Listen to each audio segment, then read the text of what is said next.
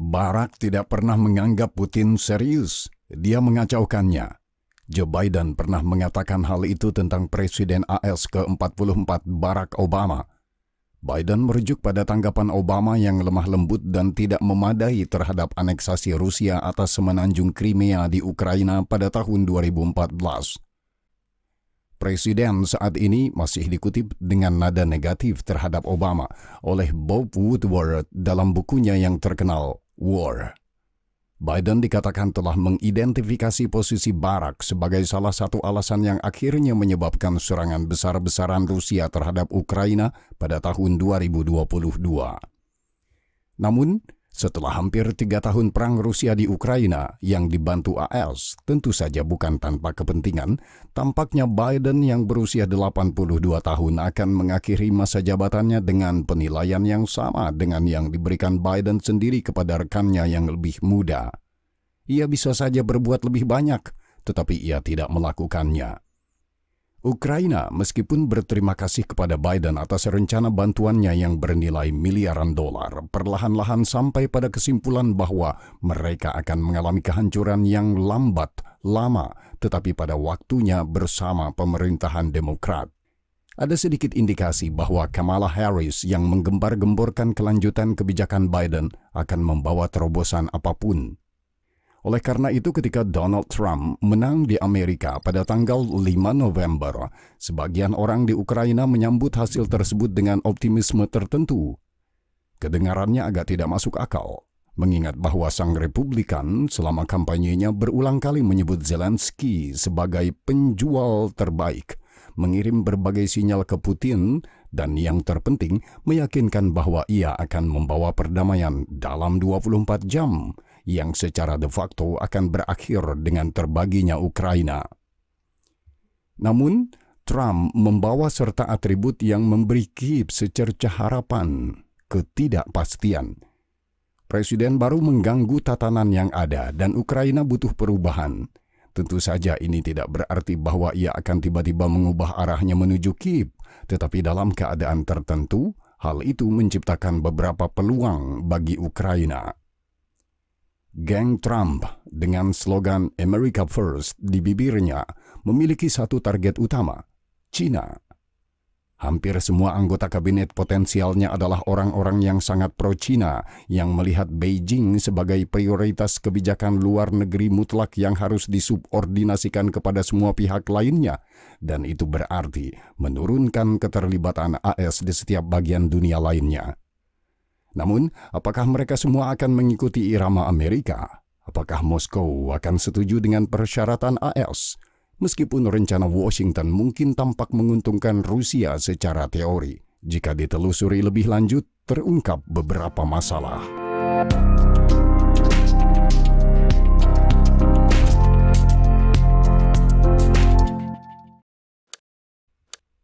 Seperti apa kartu baru Donald Trump? Mari kita fokus pada orang-orang yang akan memiliki dampak nyata pada kebijakan luar negeri pemerintahan Republik. Nama J.D. Vance, wakil presiden terpilih, sudah lama dikenal. Awalnya ia adalah penentang, lama-kelamaan ia menjadi pendukung setia Trump. Ia menjadi terkenal setelah menerbitkan bukunya Hillbilly Elegy pada tahun 2016 yang menceritakan pengalaman sulitnya tumbuh dalam keluarga kelas pekerja di wilayah Rust Belt. Buku tersebut menjadi buku terlaris dan difilmkan oleh Netflix pada tahun 2020. Vance telah lama menjadi pendukung untuk mengakhiri perang di Ukraina sesegera mungkin. Nama-nama berikut baru muncul setelah Trump memenangkan pemilu. Marco Rubio, seorang senator dari Florida, akan menggantikan Antony Blinken sebagai Menteri Luar Negeri. Blinken adalah salah satu tokoh anti-Putin terbesar dalam pemerintahan Biden, tidak seperti Sullivan misalnya. Rubio telah mengalihkan perhatiannya ke China yang telah dibicarakannya selama lebih dari 1 dekade. Jabatan penasihat keamanan nasional yang sangat penting akan diisi oleh Michael Waltz, mengikuti jejak Jake Sullivan. Anggota Kongres juga dari Florida, seorang kolonel Garda Nasional dan mantan baret hijau, juga seorang China Hawk. Sementara nominasi ini disambut dengan tenang dan sedikit kepuasan, pengangkatan berikutnya mulai menimbulkan kekhawatiran yang semakin meningkat. Ini dimulai dengan pengumuman Pete Hegseth sebagai calon Menteri Pertahanan. Sementara Hegseth adalah seorang veteran perang dan perwira dan juga bekerja atas nama para veteran AS. Ia lebih dikenal karena perannya sebagai pembawa acara televisi Fox News. Yang penting sejauh ini Hegseth kurang memperhatikan isu-isu strategis dan lebih fokus pada pemberantasan budaya sadar. Dan ini kemungkinan besar tujuan pengangkatannya untuk menyingkirkan mereka yang berpandangan progresif dan sayap kiri dari ketentaraan. Selain Hegseth, nominasi Matt Gaetz untuk Jaksa Agung dan Tulsi Gabbard untuk Direktur Intelijen Nasional sangat mengejutkan. Gabbard di antara yang lain telah berulang kali menyatakan pandangan yang sejalan dengan propaganda Kremlin. Akan tetapi perlu diingat bahwa semua nominasi ini, kecuali Waltz, harus terlebih dahulu melewati Senat yang kemungkinan akan terjadi pada akhir Januari. Nominasi Rubio seharusnya tidak terancam, tetapi Hegseth, Gaetz, dan Gabbard mungkin akan kesulitan melewati Senat, meskipun majelis tersebut memiliki mayoritas Republik. Beberapa analis berpendapat bahwa Trump menyadari hal ini dan bahwa penunjukan tersebut lebih ditujukan untuk memberi penghargaan kepada para loyalis daripada benar-benar memilih mereka. Waktu akan membuktikan siapa yang tersisa dari kelompok ini. Hipotesis ini mungkin sebagian dikonfirmasi oleh informasi terbaru ini. Matt Gaetz menarik pencalonannya sebagai Jaksa Agung. Rubio dan Waltz, dua tokoh terpenting dalam pembuatan kebijakan luar negeri, hampir pasti akan bertahan. Di sisi lain, Hegseth kemungkinan besar akan berfokus terutama pada nilai-nilai ideologis. Jadi, dengan mengetahui nama-nama ini, apa yang dapat kita prediksi tentang rencana mereka untuk 3 titik panas dunia, Ukraina, China, dan Timur Tengah? Mari kita mulai dengan Israel, di mana mungkin ada sedikit keraguan. Ketiganya, yaitu Rubio, Waltz, dan Hegseth, menyatakan dukungan penuh untuk negara Yahudi dan perangnya melawan kelompok militan di kawasan tersebut, serta sikap keras terhadap Iran. Kemungkinan besar, Netanyahu akan diberi lebih banyak keleluasaan untuk menyelesaikan pekerjaan, seperti yang dikatakan Trump sendiri. Rubio, ketika ditanya apa pendapatnya tentang banyaknya korban sipil Palestina, menjawab, "Saya pikir Hamas 100% bersalah." Dia juga telah menyatakan penentangnya terhadap solusi 2 negara di masa lalu. Waltz menunjukkan bahwa 7 warga negara Amerika masih ditahan oleh Hamas. Posisi Hegseth kurang terdokumentasi dengan baik, tetapi juga sangat pro-Israel. Namun, mungkin langkah pro-Israel yang paling menonjol adalah penunjukan Elise Stefanik sebagai Duta Besar AS untuk PBB. Stefanik telah lama mengkritik badan internasional tersebut. Ia menuduh PBB bersikap antisemit karena mengkritik permukiman Israel di tepi barat dan pada bulan Oktober menyerukan penilaian ulang menyeluruh atas pendanaan AS untuk PBB. Semua fakta ini menunjukkan 4 tahun ke depan yang sulit bagi Republik Islam Iran. Hegseth mengatakan bahwa pada tahun 2020 Iran dapat kembali ke meja perundingan dengan tertatih-tatih dan memohon. Meja perundingan yang dimaksud adalah meja perundingan untuk JCPOA, kesepakatan nuklir yang ditinggalkan oleh pemerintahan Trump sebelumnya selama masa jabatannya. Baik Rubio maupun Waltz baru-baru ini menyatakan bahwa Israel tidak boleh dihalangi untuk menyerang langsung program senjata nuklir Iran. Jika pencalonan Tulsi Gabbard berhasil, ada baiknya mengingat kembali pendiriannya terhadap Presiden Turki Recep Erdogan yang ia gambarkan sebagai seorang megalomaniak Islam yang ingin mendirikan kekhalifahan dengan dirinya sendiri sebagai penguasa tertinggi dan yang membantu ISIS. Jadi pemenangnya hanya satu, Bibi Netanyahu yang digambarkan oleh Niall Ferguson sebagai Bismarck dari Timur Tengah. Perubahan besar atau lebih tepatnya tekanan yang menyakitkan kemungkinan besar akan terjadi pada Republik Rakyat Tiongkok. Ketiganya, Rubio, Waltz, dan Hegseth adalah orang-orang Amerika yang keras kepala yang melihat Tiongkok sebagai ancaman terbesar yang pernah dihadapi Amerika selama beberapa dekade. Dan harus dikatakan bahwa seluruh jajaran kebijakan luar negeri sebagian besar telah ditentukan oleh kunci Tiongkok. Rubio adalah veteran terbesar dalam isu ini. telah bekerja di China selama 15 tahun.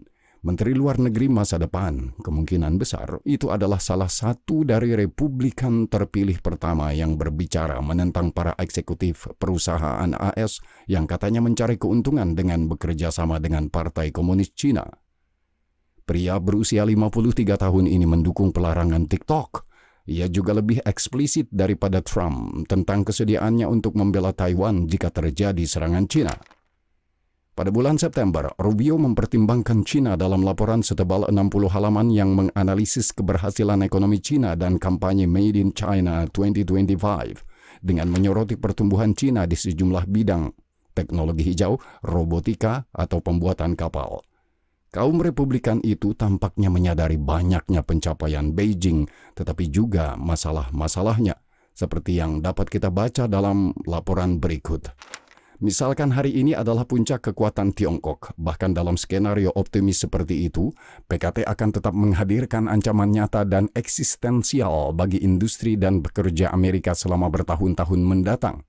Dan Tiongkok komunis akan tetap menjadi musuh yang lebih tangguh daripada musuh manapun yang pernah dihadapi Amerika Serikat sepanjang sejarah.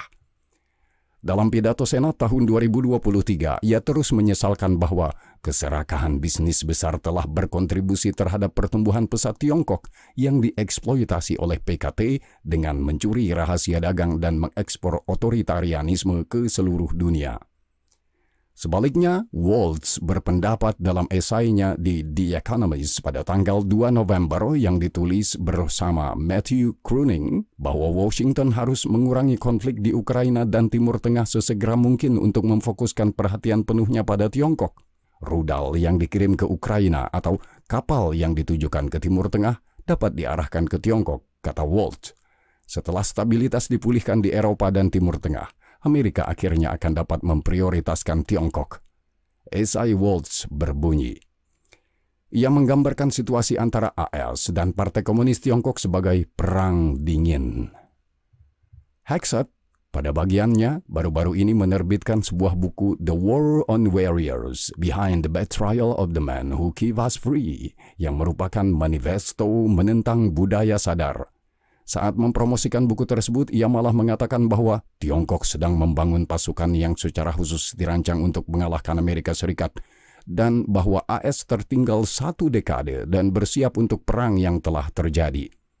Ia juga menjadi viral di X dengan rekaman dirinya mengatakan bahwa AS selalu kalah dalam permainan perang Pentagon dan kehilangan kapal induknya akibat serangan rudal Tiongkok. John Ratcliffe yang akan mengambil alih jabatan kepala CIA juga menggambarkan China sebagai ancaman terbesar bagi AS dan dunia bebas. Melihat profil lingkaran dalam Trump, tidak mengherankan melihat usulannya untuk mengenakan tarif sebesar 60% atau lebih pada impor China. Seperti yang dilaporkan Reuters kali ini, langkah tersebut dapat terbukti sangat menyakitkan bagi Beijing. Mengutip data yang kami bahas dalam episode terbaru tentang China, pendapat terbagi dengan beberapa pihak berpendapat bahwa tarif tersebut sebenarnya dapat membantu China. Namun pada titik ini, penting juga untuk mencatat kehadiran orang lain di dek Trump, Baron bisnis Elon Musk. Miliarder eksentrik itu, bersama dengan Vivek Ramaswamy, akan mengambil alih Departemen Efisiensi pemerintah. Jadi, Musk, meskipun tidak terkait langsung dengan kebijakan luar negeri, akan dekat dengan Donald Trump, sama seperti saat kampanye pemilihan. Musk, di sisi lain, memiliki pandangan yang berlawanan tentang China dibandingkan dengan Rubio, Waltz, atau Hexet. Dia menjalankan bisnisnya di sana, terutama Tesla, dan telah berulang kali menyerukan kerjasama dengan Kerajaan Tengah sebagai lawan dari seruan untuk eskalasi. David Goldman dari Asia Times juga menyatakan harapan bahwa pendekatan pemerintahan Trump terhadap China akan seperti bisnis, menggantungkan harapannya pada keahlian Rubio. Pertanyaannya kemudian adalah, sisi mana dari rombongannya yang akan didengarkan Trump? Untuk saat ini, semua tanda mengarah pada persilangan yang kuat. Akhirnya, kita sampai pada Ukraina. Disinilah analisis kartu-kartu utama Trump berakhir dengan hasil yang suram. paling tidak ambivalen. Sementara nominasi pertama, Rubio, Waltz, atau bahkan Hegseth, bisa saja disambut dengan optimisme moderat. Namun Tulsi Gabbard bukanlah sekutu Kyiv secara halus. Penting untuk dicatat bahwa ketika tank-tank Rusia memasuki Ukraina, sebagian besar calon menyatakan simpati dan menyatakan perlunya memberikan dukungan kuat kepada Kyiv. Tetapi seiring berjalannya waktu, pandangan banyak orang telah berubah dan sekarang sejalan dengan upaya Trump yang diumumkan untuk mengupayakan perundingan damai. Rubio, 2 hari setelah pecahnya perang, menyebut Putin sebagai pembunuh dan menganggap kewarasannya sebagai hal yang wajar. Namun, setelah pemilihan umum November, ia berkata, "Saya pikir Ukraina sangat berani dan kuat dalam melawan Rusia, tetapi pada akhirnya apa yang kita danai di sini adalah perang yang menemui jalan buntu dan perang itu harus diakhiri atau negara itu akan mengalami kemunduran 100 tahun." Waltz juga menunjukkan rasa empati terhadap Kyiv. Ia mengkritik pemerintahan Biden dengan mengatakan bahwa penarikan pasukan secara panik dari Afghanistan dan ancaman pembalasan yang tidak memadai terhadap peningkatan kekuatan Rusia terhadap Ukraina menyebabkan peristiwa 22 Februari 2022. Namun saat ini, seperti Rubio, ia berpendapat bahwa perundingan damai adalah prioritas dan memberikan alasan mengapa Amerika memiliki alat untuk memaksa kedua belah pihak melakukannya. Dalam kasus Ukraina, ini hanya masalah dikirim ke perundingan dengan ancaman penghentian pasokan senjata. Dalam kasus Rusia, ini adalah ujung lain dari situasi yang sama. Jika Anda tidak duduk untuk berunding, kami akan meningkatkan pasokan senjata ke Ukraina dan kami juga akan menekan sektor gas dan minyak Anda. Ancam penasihat keamanan nasional yang baru. Menghadapi tekanan ini, Putin kemungkinan akan memanfaatkan kesempatan untuk mengakhiri konflik. Waltz menyimpulkan. Hegseth, seperti 2 orang tadi, awalnya mendukung persenjataan kembali Ukraina. Ia menyebut Putin sebagai penjahat perang yang ingin memulihkan Uni Soviet dan meminta bantuan yang dipercepat ke Kyiv, namun kemudian ia terdengar meremehkan keabsahan NATO. Sebaliknya, Tulsi Gabbard, calon Direktur Intelijen Nasional, telah mempercayai narasi Kremlin sejak awal perang, menerima klaim Rusia atas Ukraina sebagai hal yang sah.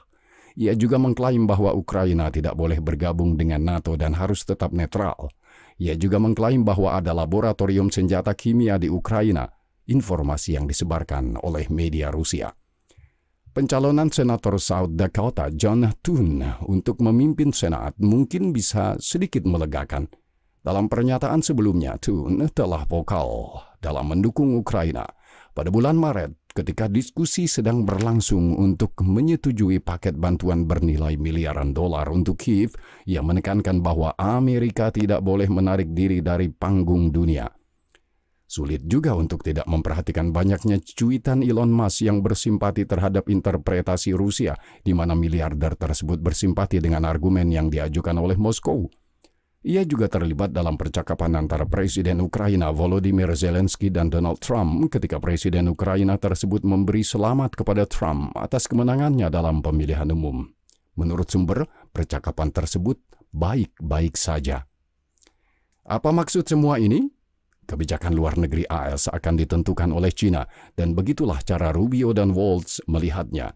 Kebijakan terhadap Kyiv akan merupakan turunan dari kebijakan terhadap Beijing. Oleh karena itu, kesimpulan utamanya adalah 1. Hentikan perang untuk fokus pada China. Bagaimana Trump dan timnya berencana melakukannya? Secara resmi tidak ada yang diketahui, tetapi Alexander Ward dari WISJ telah mencoba memberikan beberapa rincian. Pertama, Rusia diharapkan akan mempertahankan wilayah yang diperolehnya, yaitu sekitar 20% wilayah Ukraina. Tidak jelas apa yang akan terjadi pada Kursk, tetapi dari sudut pandang Moskow akan lebih baik untuk merebut kembali bagian itu sambil menunggu negosiasi. Jika tidak, wilayah itu mungkin harus diperjualbelikan. Selain itu, Ukraina diharapkan akan melepaskan aspirasinya untuk bergabung dengan NATO selama 20 tahun ke depan. Sebagai balasannya, Amerika diharapkan menjanjikan cukup banyak senjata kepada Kyiv untuk berjaga-jaga terhadap kemungkinan serangan Rusia di masa mendatang, sekaligus memberikan pencegahan. Sementara itu, perbatasan itu sendiri akan menjadi zona demilitarisasi sepanjang hampir 1.300 km. Siapa yang akan menjaganya? Tentu saja bukan Amerika atau pasukan PBB, menurut Trump. Kami tidak akan membayarnya, biarkan Polandia, Jerman, Inggris atau Prancis yang melakukannya. Seorang anggota staf Trump dilaporkan mengatakan. Namun Ukraina tetap memiliki hak untuk menegaskan klaim teritorial mereka melalui cara diplomatik. Meski terdengar brutal, jika benar-benar terjadi, Ukraina akan dipaksa untuk terlibat dalam perundingan ini. Pihak yang mempersoalkan nasib Kyiv saat ini adalah Washington. Tentu saja ada kemungkinan Kyiv tidak akan menyetujui hal ini, tetapi tanpa senjata dan dukungan Amerika, keadaan bisa menjadi lebih buruk. Ada juga pembicaraan tentang upaya untuk mengembangkan senjata nuklir, tetapi ini sangat tidak mungkin. Amerika juga harus menyetujui langkah tersebut, karena Ukraina masih akan bergantung pada mereka. Rusia juga kemungkinan akan memasukkan masalah ini dalam agenda selama negosiasi dan mengingat sikap tim Trump dan kebijakan pembatasan proliferasi, mereka lebih mungkin dapat mengandalkan dukungan AS dalam masalah ini. Namun, mungkin ada harapan bagi Ukraina dalam sikap musuh bebuyutan mereka. Secara teori, rencana itu menguntungkan Moskow. Rencana ini memberinya Donbas, Crimea, dan sebagian besar pantai Ukraina yang dapat dijual kepada penduduk sebagai kemenangan besar SMO. Rencana itu memberi Rusia waktu untuk membangun kembali sumber dayanya, menyusun kembali pasukan, dan memikirkan langkah selanjutnya dari aksi militer, karena tidak seorang pun memiliki ilusi bahwa ini akan terjadi. Secara teori, rencana itu juga menyediakan Ukraina yang netral, yang merupakan tujuan Desember 2021. Namun jika ditelusuri lebih lanjut, akan terungkap sejumlah masalah. Pertama, persenjataan kembali Ukraina. Sulit untuk memperkirakan skalanya, tetapi jika hal itu menjadi penghalang bagi Rusia, itu bisa berarti transfer senjata yang signifikan. Kedua, Ukraina tidak akan tinggal diam selama periode ini. Ukraina akan diberi waktu dan kemungkinan besar sumber daya, tidak hanya dari AS tetapi juga dari Eropa untuk mengembangkan industri persenjataan dan teknologi militernya sendiri termasuk rudal balistik. Ketiga, situasi internal di Rusia. Banyak hal bergantung pada apakah sanksi dicabut, bagaimana aset Rusia yang dibekukan, dan masalah ganti rugi ditangani. Jika semua masalah ini diselesaikan oleh Amerika sesuai dengan keinginan Moskow, akhirnya sementara perang terdengar lebih baik. Namun jika ekonomi Rusia terus berada di bawah tekanan berat, masalah ini tidak akan hilang sama sekali dan bahkan mungkin bertambah besar. Baru-baru ini, Pusat Analisis Makroekonomi dan Perkiraan Jangka Pendek Rusia menerbitkan sebuah analisis yang menyatakan bahwa kebijakan moneter saat ini mengandung risiko yang sangat tinggi untuk memicu resesi.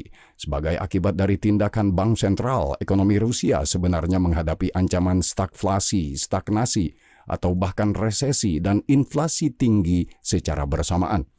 Selain itu, berakhirnya ekonomi perang ini mungkin tidak selalu berarti pemulihan, tetapi justru memperdalam resesi karena negara tersebut sekarang sebagian besar bergantung pada program persenjataan. Tidak semuanya akan dijelaskan oleh perang yang sedang berlangsung. Negara akan mempekerjakan kembali sebagian tenaga kerjanya, tetapi sebagian besar setelah pengalaman traumatis perang. Pengalaman masyarakat lain, terutama negara-negara Eropa setelah Perang Dunia Pertama, menunjukkan bahwa gerombolan tentara yang didemobilisasi dan pekerja pertahanan yang menganggur merupakan resep untuk ketidakstabilan politik.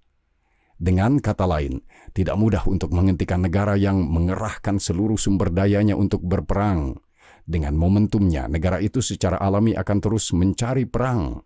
Jika dorongan itu berakhir dengan perdamaian yang buruk yang juga tidak menyenangkan Moskow, rezim Putin bisa terperangkap dalam gelembung negara yang sangat militeristik dan bobrok yang tidak dapat menemukan jalan keluar untuk pompa perangnya. Ditambah lagi fakta bahwa dari sudut pandang Moskow, Kyiv akan semakin memperkuat rezim fasis yang bermusuhan, yang meskipun dalam skala terbatas juga akan merusak legitimasi Kremlin dan warisannya sebagai pewaris Kievan Rus. Ada pula pertanyaan tentang kebanggaan Rusia. Amerika campur tangan kapanpun mereka mau dan berkata kapan perang terpenting bagi kita sejak 1945 harus berakhir. Ini adalah tamparan di wajah Moskow. Ini belum tentu menjadi argumen utama, karena jika solusi seperti itu cocok untuk Moskow secara menyeluruh, itu akan dapat diterima. Namun seperti yang dapat kita lihat, ini bukanlah situasi hitam putih. Jangan lupa bahwa Uni Eropa dan negara-negara yang perlahan-lahan mengembangkan kemampuan militer mereka tidak akan hilang dari persamaan.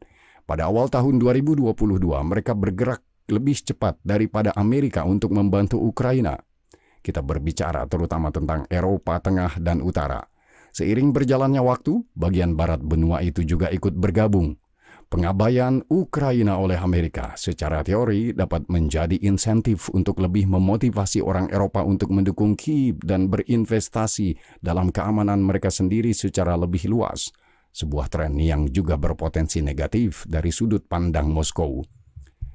Secara keseluruhan, dalam skenario perdamaian, dengan ekonomi Rusia yang sedang mengalami resesi dan banyak orang yang menderita gangguan stres pasca trauma, masuk akal untuk berasumsi bahwa Moskow akan mencari konflik lain.